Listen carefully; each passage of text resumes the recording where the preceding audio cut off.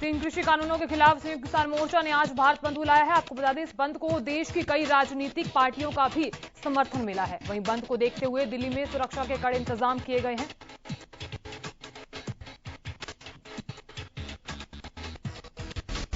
उधर संयुक्त किसान मोर्चा के आह्वान पर भारत बंद बुलाया गया है, जिसके चलते हिसार में 150 स्थानों पर जाम की तैयारी है। बता दें, सुबह 6 बजे से शाम 4 बजे तक भारत बंद है। भारत बंद के लिए जिला प्रशासन ने पुख्ता इंतजाम किए हैं।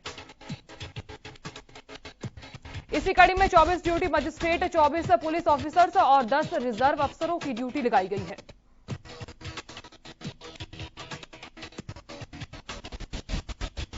आपको बता दें कि सभी ने भारत बंद का समर्थन दिया है। गौरतलब है कि किसान भी उपद्रव ना हो, इस पर नजर बनाए रखेंगे। इसके लिए कमेटी भी बनाई गई है। एम्बुलेंस, बीमार लोग, बड़े बुजुर्ग, सेना के जवानों के वाहन सहित इमरजेंसी सेवाओं को रास्ता दिया जाएगा।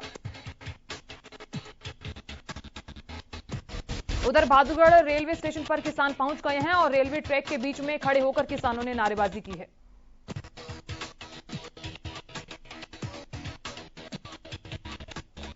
दरअसल बहादुरगढ़ बार एसोसिएशन ने भी किसानों के भारत बंद के समर्थन में काम बंद रखा है।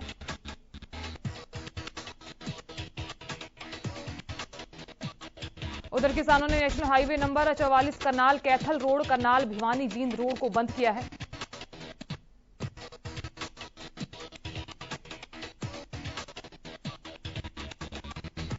बता दें कि जरूरी चीजों को लेकर बाकी सब कुछ बंद है और एम्बुलेंस, एयरपोर्ट जाने वालों को जाने दिया जाएगा और इसी के साथ ही दूध की गाड़ियों को भी जाने दिया जाएगा।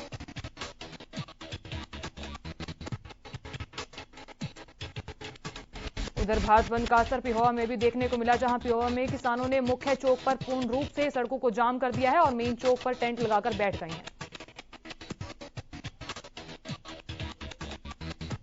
लोहारू में भी संयुक्त किसान मोर्चा के आह्वान पर रोड जाम किया गया है। बता दें कि लोहारू से भिवानी, दिल्ली, पिलानी, जयपुर जाने वाले रोड को जाम किया गया है। इसके साथ ही राजकीय महाविद्यालय के पास भी रोड जाम किया गया है। उधर किसानों के भारत बंद का असर मेट्रो स्टेशन पर भी देखने को मिला। दरअसल पंडित श्री राम मेट्रो स्टेशन के एंट्री एग्जिट गेट को बंद कर दिया गया है। किसानों ने मेट्रो स्टेशन के पास ही टेंट लगा दिए हैं। उधर फतेहाबाद में भारत बंद को लेकर कानून व्यवस्था बनाए रखने के लिए 20 ड्यूटी मजिस्ट्रेट तैनात किए गए हैं। साथ ही वाहनों के लिए ट्रैफिक रूट डाइवर्ट किए गए हैं। भारत बंद को लेकर रोहतक के मखदोली और मदीना टोल पर किसान बैठे हुए हैं। इसी के साथ ही रोहतक पानीपत हाईवे पर भी जाम लगाया गया है, जिससे वाहनों की लंबी कतारें लग गई हैं। उधर किसानों ने दिल्ली अमृतसर नेशनल हाईवे पर जाम लगा दिया है। बता दें कि अंबाला के शंभू बॉर्डर पर किसान पहुंचे और केंद्र सरकार के खिलाफ नारेबाजी की। उधर भारत बंद के चलते कुरुक्षेत्र रेलवे स्टेशन पर मालवा एक्सप्रेस ट्रेन फंसी हुई है। बता दें कि मालवा से जम्मू कटरा तक का सफर तय करती है, लेकिन अब इससे यात्री परेशान है। उधर भारत बंद का पानीपत जीटी रोड पर फिलहाल कोई असर नहीं दिखा है। दिल्ली अंबाला आने जाने वाले वाहन सुचारू रूप से चल रहे हैं। हालांकि वाहनों की संख्या में काफी कमी आई है। प्रदेश में कोरोना के 13 नए मामले सामने आए। उधर गुरुग्राम में 24 घंटों में 8 नए मामले सामने आए। वहीं अंबाला में और नूंह में एक नए मामले की पहचान हुई है। जबकि फरीदाबाद में 2 और पंचकुला में 1 नए मामले की पुष्टि हुई है। प्रदेश के 17 जिलों में कोई नया मामला नहीं मिला है। हरियाणा में कुल मरीजों का आंकड़ा 7,70,818 पहुंच गया है, जबकि कोरोना से प्रदेश में कुल 9,810 मरीजों की मौत हुई है। इसी के साथ ही प्रदेश में कोरोना से रिकवरी रेट 98.68% है। करनाल में सीएम मनोहर लाल ने बाइक पर सवार होकर शिव कॉलोनी का जायजा लिया। इस दौरान सांसद संजय भाटिया भी सीएम के साथ बाइक पर बैठे। इस दौरान सीएम ने करनाल वासियों की समस्याओं को सुना और इसी के साथ ही समस्याओं का मौके पर ही निदान किया। साथ ही जो समस्याएं बड़ी थी उन्हें चंडीगढ़ ऑफिस में भेजा गया। मुख्यमंत्री मनोहर लाल ने रविवार को करनाल में पल्स पोलियो अभियान की शुरुआत की। इस दौरान सीएम मनोहर लाल ने बताया कि 30 सितंबर तक 14 जिलों में यह अभियान चलाया जाएगा। मुख्यमंत्री मनोहर लाल ने करनाल में निर्माणाधीन कार्यों का निरीक्षण किया और वहीं सीएम ने करनाल में कैथल रोड पर बन रहे पुल का भी निरीक्षण किया। इस मौके पर सीएम ने कहा कि उन्होंने मनोरंजन पार्क का भी निरीक्षण किया, जो आम जनता के लिए तैयार किया जा रहा है। ये मनोरंजन का एक हब होगा, जहां लोग सुबह शाम सैर करने के लिए आकर अपना वक्त बिता सकते हैं। दरअसल सीएम ने कहा कि मेरठ रोड का काम चल रहा है, उसे शहर से जोड़ते हुए 6 लेन किया जा रहा है और वहां पर भी एक पुल बनना है,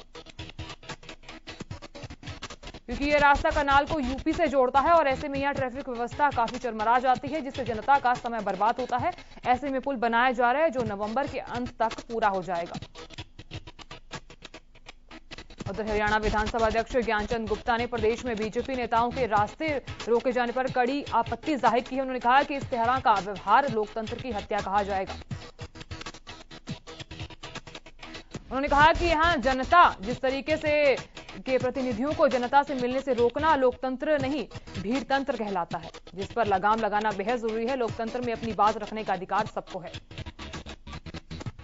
इसके लिए शांतिपूर्ण तरीके से धरने प्रदर्शन किए जा सकते हैं, लेकिन जनता के प्रतिनिधि जो जनता द्वारा चुने जाते हैं, जनता के काम के लिए जनता के बीच जाते हैं, उनका रास्ता रोकना लोकतंत्र की हत्या है। उधर हरियाणा का नया विधानसभा भवन बनाने की कवायद शुरू हो चुकी है। इसके लिए विधानसभा स्पीकर ज्ञानचंद गुप्ता ने केंद्रीय गृह मंत्री को पत्र लिखकर नया भवन बनाने की मांग की है।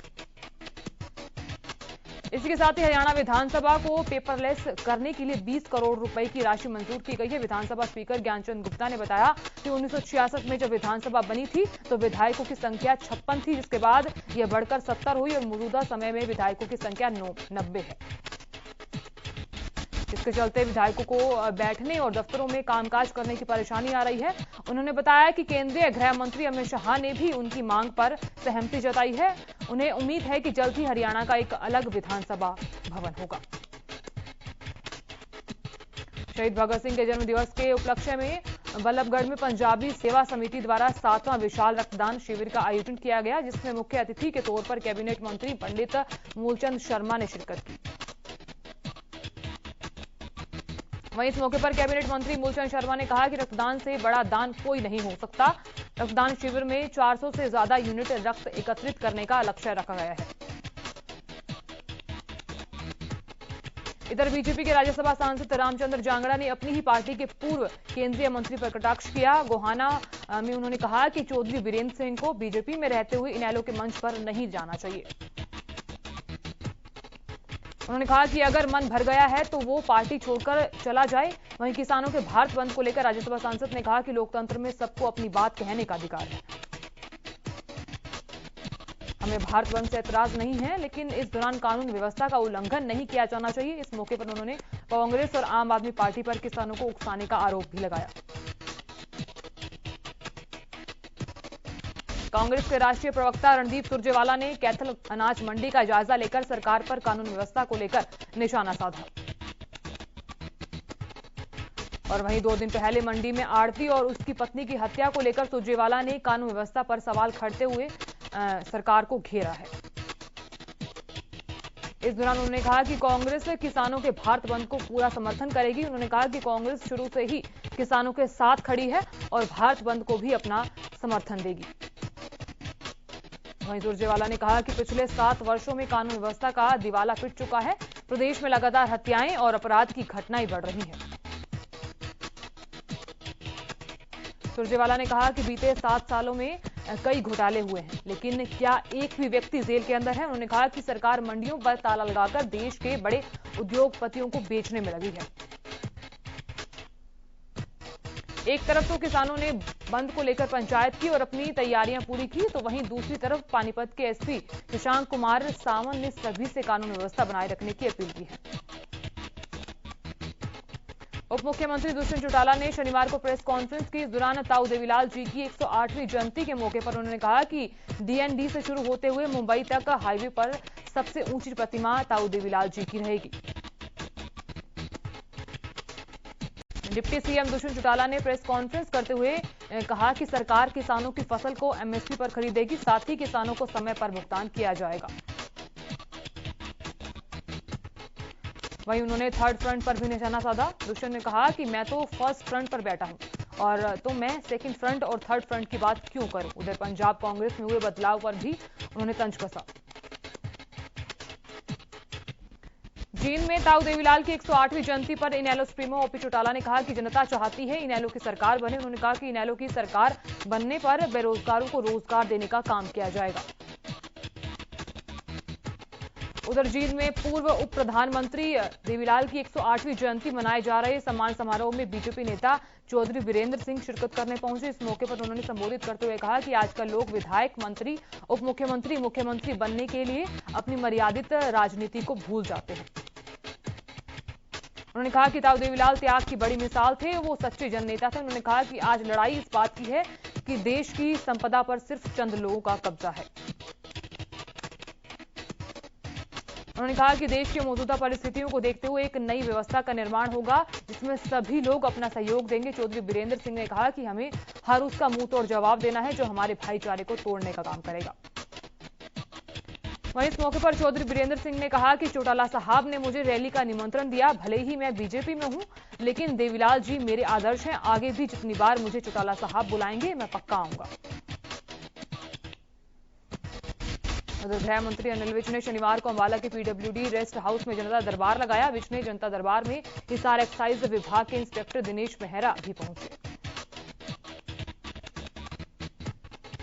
सिरसा विधायक गोपाल कांडा के नेतृत्व में लगातार सिरसा में विकास की गंगा बह रही है। इसी कड़ी में सिरसा विधायक गोपाल कांडा के अनुज और श्री बाबा ताराजी कुटिया के मुख्य सेवक गोविंद कांडा ने वार्ड नंबर 10 के शिवनगर में गली नंबर 6 के निर्माण का शुभारंभ किया और गली का निर्माण 8 लाख रुपए की लागत से किया जाएगा। वहीं इस मौके पर स्थानीय लोगों ने श्री बाबा ताराजी कुटिया के मुख्य सेवक गोविंद कांडा को फूल मालाएं पहनाकर स्वागत किया। हल्की बारिश के बीच लोगों ने काफी उत्साह जताया और इस दौरान आपको बता दें कि नगर में बिना किसी भेदभाव के युद्ध स्तर पर विकास कार्य जारी है। 75वें आजादी दिवस के उपलक्ष्य में मनाए जा रहे अमृत महोत्सव के तहत सीमा सुरक्षा बल द्वारा निकाली जा रही साइकिल रैली सिरसा से दिल्ली की तरफ रवाना हुई। तहसीलदार गुरदेव सिंह ने यात्रा को रवाना किया और वहीं साइकिल रैली का नेतृत्व कर रहे बीएसएफ के कमांडेंट एसआर खान एवं उनके साथियों ने तहसीलदार का आभार भी जताया। बता दें कि आजादी का अमृत महोत्सव के तहत ये यात्रा 23 सितंबर को राजस्थान के नगी बॉर्डर गंगानगर से शुरू हुई और बीते दिवस सिरसा पहुंची। रविवार सुबह शहीद भगत सिंह स्टेडियम से यह यात्रा दिल्ली के लिए रवाना हुई।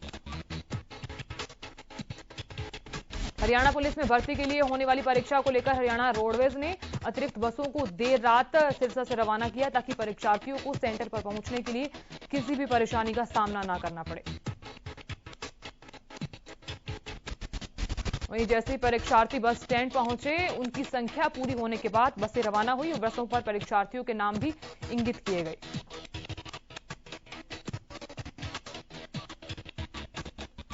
बता दें कि हरियाणा कर्मचारी चयन आयोग ने हरियाणा पुलिस एसआई पुरुष और महिला दोनों के लिए परीक्षा आयोजित की है। इसके लिए आवेदन करने वाले परीक्षार्थियों को परीक्षा केंद्र तक अच्छे से पहुंचाने के लिए अतिरिक्त रोडवेज बसें चलाने का निर्णय लिया गया, जिसको लेकर बसों को देर रात रवाना किया गया। उधर फरीदाबाद के सेक्टर 12 कन्वेंशन हॉल में हमारे संवाददाता राजा पटेल रोजगार मेले का रियलिटी चेक करने पहुंचे तो वहां आए युवाओं ने सरकार को ही आड़े हाथों ले लिया। दरअसल युवाओं ने आरोप लगाया कि सरकार सिर्फ दिखावा कर रही है। हम सुबह से यहां भटक रहे हैं, किसी भी कंपनी ने ना तो हमारा रिज्यूम लिया और ना ही ये बताया कि कहां जॉब मिलेगी। बेरोजगारी का आलम यह है कि 500 युवाओं का टारगेट था लेकिन 2500 युवा जॉब लेने पहुंच गए। कोरोना काल में पोलियो पल्स राष्ट्रीय मिशन के तहत कार्यक्रम चलाया गया था जिसमें 5 साल तक के बच्चों को मुफ्त में बड़े स्तर पर पोलियो की खुराक पिलाई गई। वहीं गोहाना में भी शहर और गांव स्तर पर बच्चों को हेल्थ वर्कर्स ने पोलियो की खुराक पिलाई। पोलियो मुक्त भारत को बनाने के लिए पोलियो पल्स राष्ट्रीय मिशन चलाया गया। इसमें बच्चों को घर घर जाकर पोलियो की दवाई पिलाई जा रही है। गुरुग्राम के ग्वाल पहाड़ी इलाके में प्रशासन ने पीला पंजा चलाकर मजदूरों के क्वार्टरों को धराशाही कर दिया। वहीं मजदूरों का आरोप है कि वो कई सालों से यहां रह रहे थे लेकिन प्रशासन ने उन्हें सामान निकालने तक का भी समय नहीं दिया। उनका खाने पीने तक का सामान बर्बाद हो गया। वहीं इस मामले में जमीन मालिक का कहना है कि जमीन को टाउन कंट्री प्लानिंग से परमिशन मिला हुआ है लेकिन इसके बाद भी मजदूरों की क्वार्टरों को गिरा दिया गया। पलवल के रसूलपुर फाटक पर बनाए जा रहे रेलवे पुल और फाटक से रोनिजा की तरफ जाने वाली जर्जर पड़ी सड़क को जल्द बनवाने की मांग को लेकर दर्जन भर गांव के लोग लोहागढ़ बूस्टर की पानी सप्लाई को बंद करने के लिए धरने पर बैठे। उधर अभी तक पूरा नहीं किया गया निर्माण कार्य। लोगों का ये कहना है कि रेलवे पुल का निर्माण कार्य अक्टूबर 2018 में शुरू हुआ था, जो 18 महीने में बनकर पूरा होना था, लेकिन काम अभी भी पूरा नहीं किया गया। उधर लोगों के निकलने के रास्ते बंद हो चुके हैं, जिसके बाद ग्रामीणों ने धरना प्रदर्शन शुरू कर दिया। धरने की सूचना मिलते ही पुलिस और नगर परिषद के आला अधिकारी मौके पर पहुंचे।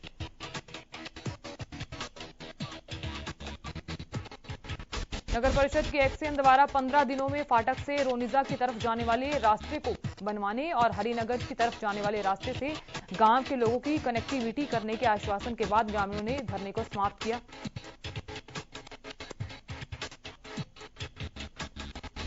उधर करनाल में नेशनल हाईवे पर बरडी बाईपास के नजदीक किसान जत्थे की एक ट्रैक्टर ट्राली और कैंटर में जोरदार भिड़ंत हो गई। इस दर्दनाक सड़क हादसे में पंजाब के किसान की मौत हो गई, जबकि करीब 10 से ज्यादा लोग घायल हो गए। बता दें कि किसानों का यह जत्था तरनतारन से दिल्ली बॉर्डर पर जा रहा था। फिलहाल 2 घायल किसानों की हालत गंभीर है।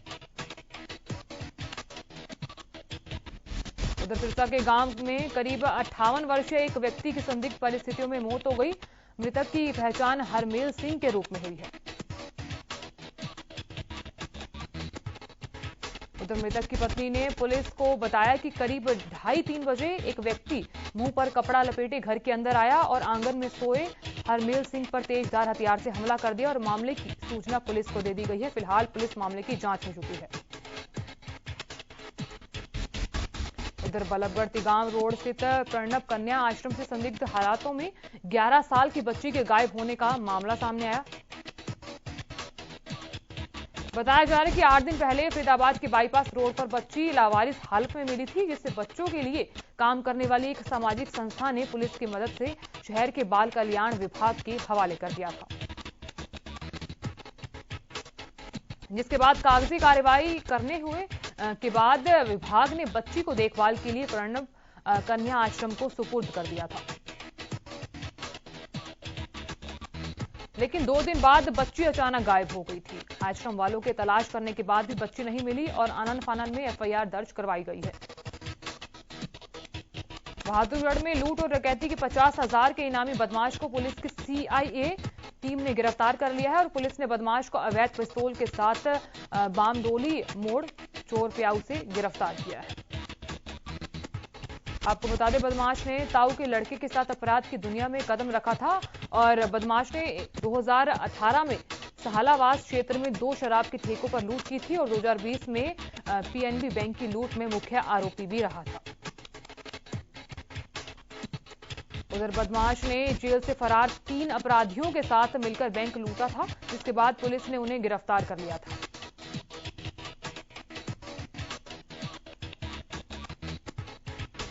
उधर सोनीपत जिले के अलग अलग खंड में खेतों में जलभराव को लेकर जिला उपायुक्त ने जायजा लिया, जिसमें जिले के एसडीएम, बीडीपीओ, तहसीलदार और सिंचाई विभाग के समेत तमाम अधिकारी मौके पर मौजूद रहे।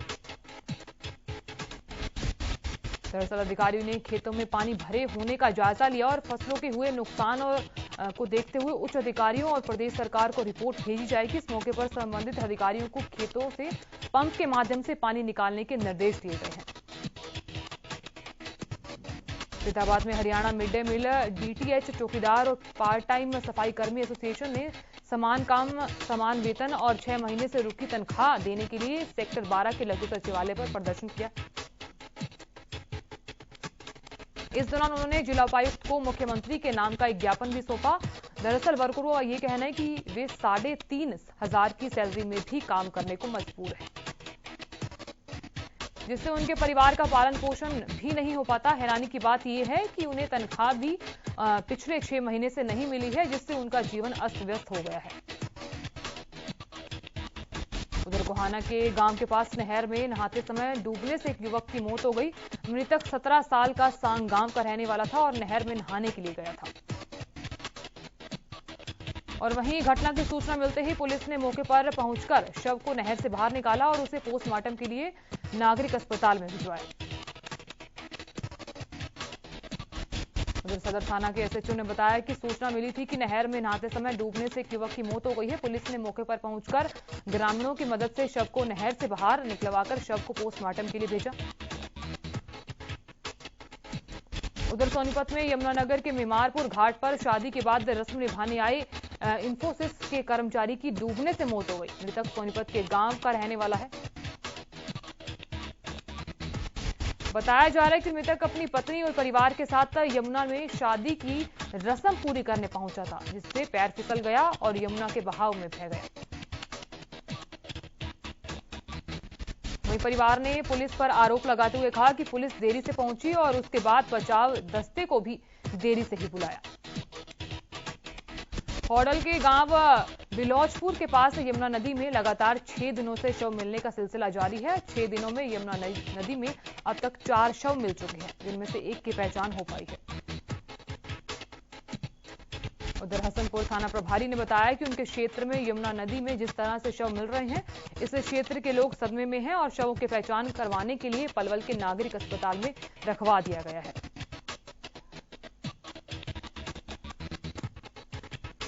उधर कैथल के पुंडरी के गांव दुलियानी के रहने वाले कार ड्राइवर सुरेश की गोली मारकर हत्या कर दी गई है और गुत्थी सुलझाते हुए पुलिस ने 3 आरोपियों में से एक आरोपी को गिरफ्तार कर लिया है और बाकी 2 आरोपियों को गिरफ्तार करने का पुलिस दावा कर रही है।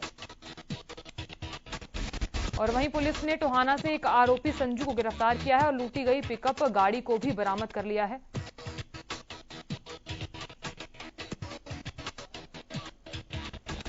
उधर भवानीखेड़ा शहर में अवैध शराब बिक्री और नशाखोरी की शिकायतों को लेकर शनिवार को शहर वासियों ने थाना प्रभारी को इकट्ठा होकर ज्ञापन सौंपा और इससे जल्द समाधान की मांग की। दरअसल ग्रामीणों ने कहा कि कस्बे के कई ऐसे स्थान हैं जहां नशे का कारोबार हो रहा है और पुलिस कोई कार्रवाई नहीं कर रही है। वहीं थाना प्रभारी ने शहरवासियों को 2 दिन में ही उनकी शिकायतों के समाधान करवाने का आश्वासन दिया है।